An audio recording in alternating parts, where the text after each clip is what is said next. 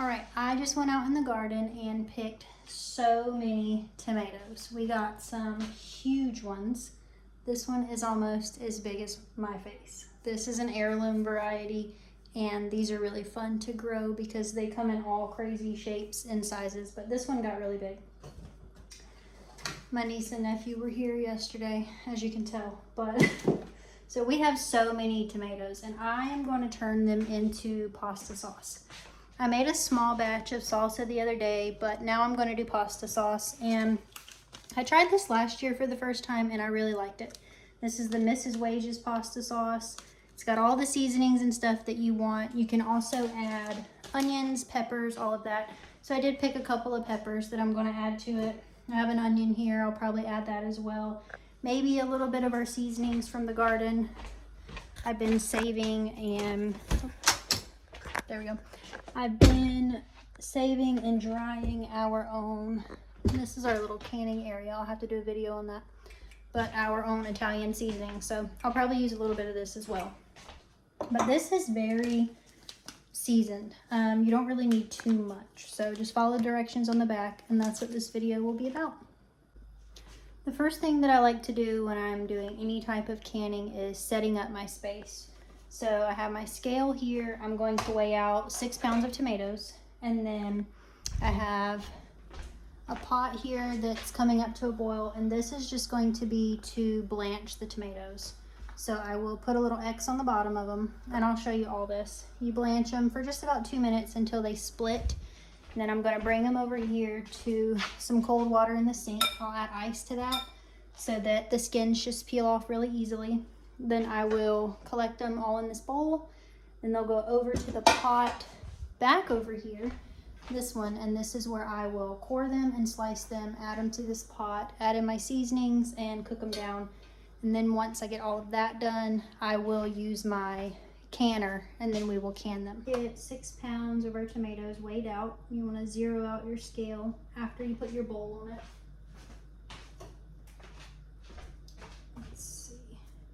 When you weigh your tomatoes, you can core them before you weigh them out, but the recipe that I've always followed is you just weigh them whole, just like this. You get your 6 pounds, and you can do a little more. I might do 7 pounds because some of these are small little Roma tomatoes. So let's see what that looks like. So that's 6.5. There's 7. So we'll do 7 pounds. And then after I peel them, peel all the skin off, core them, that should give us right about that 6 pound mark. So all you do before you blanch them is you just take a knife and you just cut a little X right on the bottom, and then you just drop it into your boiling water. And mine's not really boiling. It's not at a rolling boil.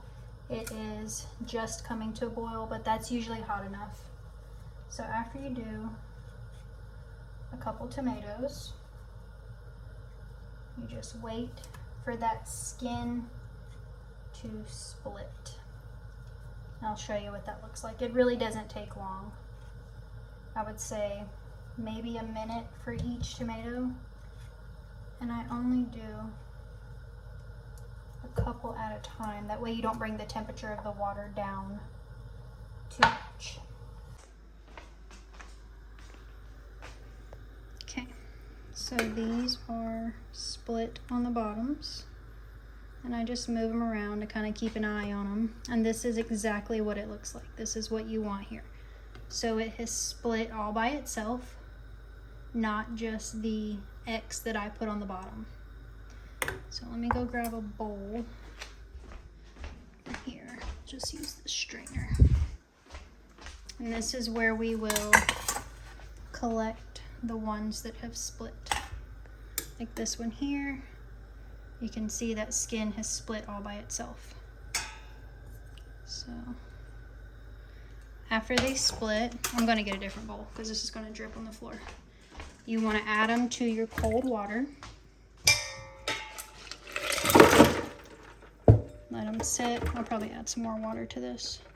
but then you can see the skins literally just slip right off and you're left with a nice peeled tomato. So I'm going to do that to every tomato in this bowl, and then we'll move on to the next step of coring. See how pretty it is? It just splits perfectly.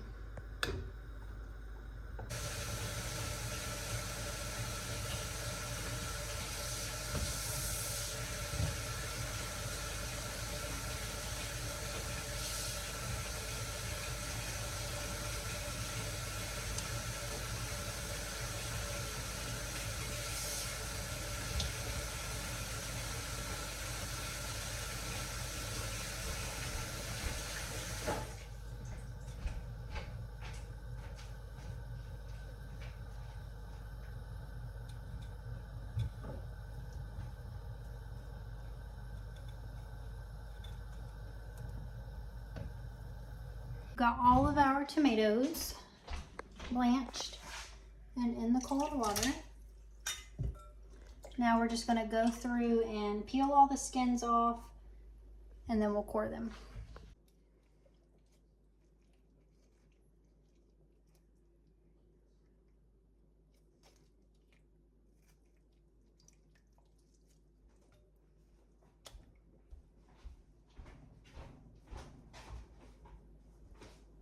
It's not to rain. Why are you going outside?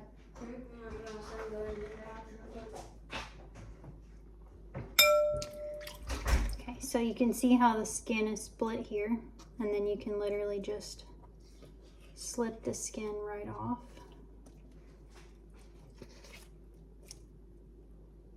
Usually all of them come off fairly easily. Sometimes you have to kind of peel it, but blanching them like that makes it super easy to remove the skin. Once you have your skin removed, or before, some people core them and then blanch them. I just do them in this order, but there's no right or wrong way to do it. Then you just take out your core, and then this is what you will chop up and use for your pasta sauce. I keep my skins and my cores, and I'm going to feed those to our chickens.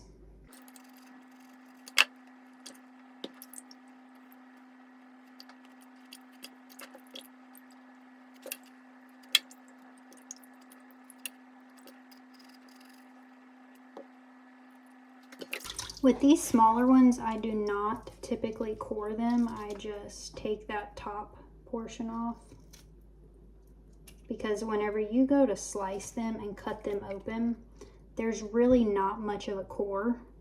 I mean, you can take out this little piece right here if you want, but these little ones, they're aroma variety, so there's really not much of a core to them. We have all of our tomatoes cored and peeled. Now I have one medium onion and 2 medium bell peppers sauteing just in some olive oil. And you're not going to cook those down too much. You're just going to saute it. And then I'm going to blend everything up and move it to my pot that I'm going to cook the sauce down in.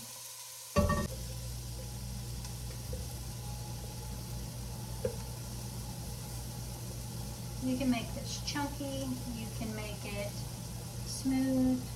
It's just all preference. I'm going to make this one pretty smooth.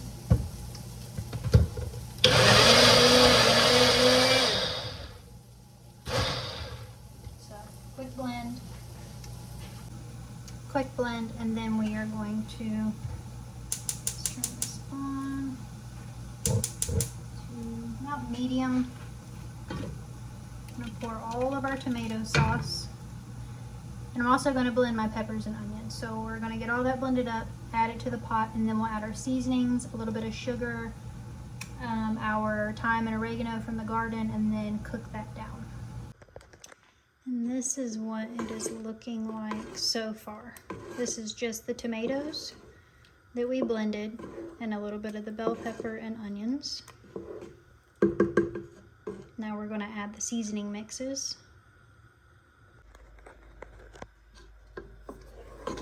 This is what it looks like after we've added in all of our seasoning packets.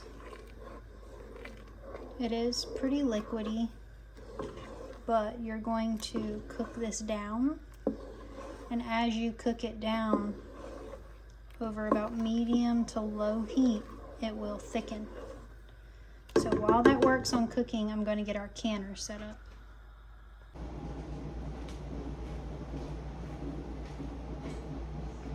I've got our pasta sauce cooked down to the thickness that I want. So I'm going to go ahead and remove my jars from the canner and start filling them.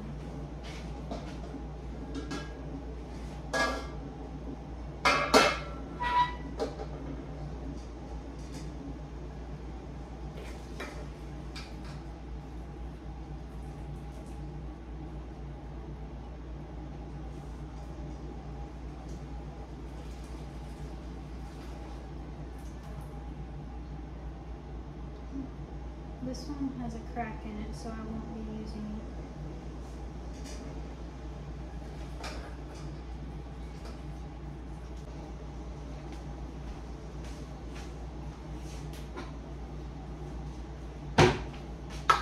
Alright, so I've got all of our jars out of the canner. Now we are just going to fill them. Alright, the other day I was taking a video to show you how we make pasta sauce, and my phone ran out of storage space, so I couldn't finish the video. But I wanted to show you the pasta sauce. I have since made 2 different versions. So this is the version that I was canning in the video, and you can see that it's kind of runny, you know, it's not super thick, but I left the seeds and everything in, and I did not roast my vegetables. But this pasta sauce I did differently. So I took out all the seeds, the complete core, and all that was left was like the meat of the veggies. And then I roasted my onions, peppers, and the tomatoes, and look, this is like so thick. So same thing, I started with 7 pounds. I only got 2 quarts of the roasted thick sauce, and then I got 3 quarts of the looser sauce. So you can do it 2 different ways. They're both delicious, it's just whatever you prefer. And then I also made 2 different types of salsa since that video. So this is just a regular salsa with like Roma tomatoes. I don't ever take out my seeds because it doesn't bother us. And I blended it really smooth, like restaurant style. But this salsa is like a chunky, I don't know if you can see, let me take this off. So this salsa is more chunky, and I just roughly chopped all of my veggies, and my heirloom tomatoes is what I use for this. So like, I had some Cherokee purple, I had some really big yellow ones, and then I had some pink brandywine tomatoes, so that's what made this salsa. So there's so many different recipes, so many different ways. They both are gonna taste delicious. It's just whatever you prefer. Okay, and this is our little canning storage area here. We don't have a huge pantry, so my father-in-law came in and put these little shelves for me, but it's just where I store all of my canning supplies, all the different things that I've canned throughout the season, our vacuum sealer, my big mixer, things like that, all of my clean empty jars that are waiting to be filled. And then I have some canned goods back there that I bought from the local Amish in our areas. So yeah, that's just where I keep all of our extra stuff. And then Jackson wanted to show you some of the things that we have canned for the season. So we have some canned apples, canned cowboy candy. Which is really good on what? Crackers and cream cheese. Crackers and cream cheese. And then we have some canned pickles. We have some canned pears. And we have some canned spice pears. Spice pears. What did we put in the pears to make them spiced? We put cinnamon sticks in there yes. to make them spiced. And then we have our pear butter, and then our blackberry jam, and then we have our banana peppers, and then we have our... And then the last thing is the jalapenos. Jalapenos. That one's the cowboy candy. This one is the jalapenos. This is cowboy candy. This is the jalapenos. And then what else do we have to show them in the garage? We have to show them some other canned stuff. Okay. Follow you. Don't mind our laundry. We're in the process of doing 50 different things today, like drying my 5 or 6 corn stalks that I was able to grow. They didn't produce any corn, so I am just drying them for decoration. And then we have some canned peas. These are our refrigerator pickle things. So we have some canned peas, well, those are green beans. So pickled green beans. Pickled green beans, and then some pickled radishes, pickled onions, and then some pickled onions. More pickled onions, yep. And then we have some pickled radishes as well. That's right. So all these things are refrigerator canned, so I don't process them in a water bath. Really big jar of canned pickles. That's getting ready to be pickled. Yes. Yeah. So these things, whenever I put them in the jars, I don't, oh, there's our potatoes that are still curing. Yes. And then we have some small ones that we are going to feed to the chickens. Probably, yeah. Probably. All right, real quick, Jackson wanted to try our pickled green beans. And all I did was I had some leftover pickle brine that I didn't want to go to waste. So I just snapped some green beans and used it up. So let's give it a try and see what we think. It smells like pickles. All right, one for you. All right, cheers. Mmm. That is good. I like that a lot. It tastes just like a fresh green bean in pickle juice. Very good. Give it a try.